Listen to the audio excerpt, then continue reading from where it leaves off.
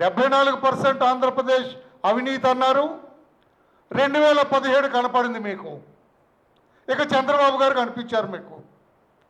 నేను అడుగుతున్నాను my dear friend, 2005 నుంచి 2017 మార్చ్, 2005 నుంచి 2014 వరకు ఎవరు అధికారంలో ఉన్నది?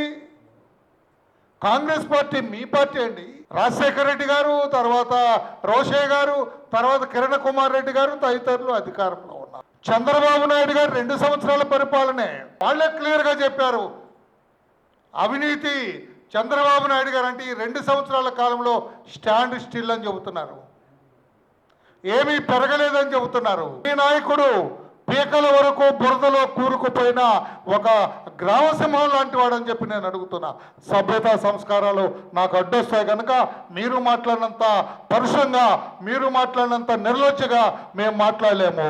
పీకల వరకు బురదలో కూరుకుపోయిన గ్రామసింహం మీ నాయకుడు అని చెప్పి నేను అంటున్నా. 65 కోట్లు ఎక్కడ?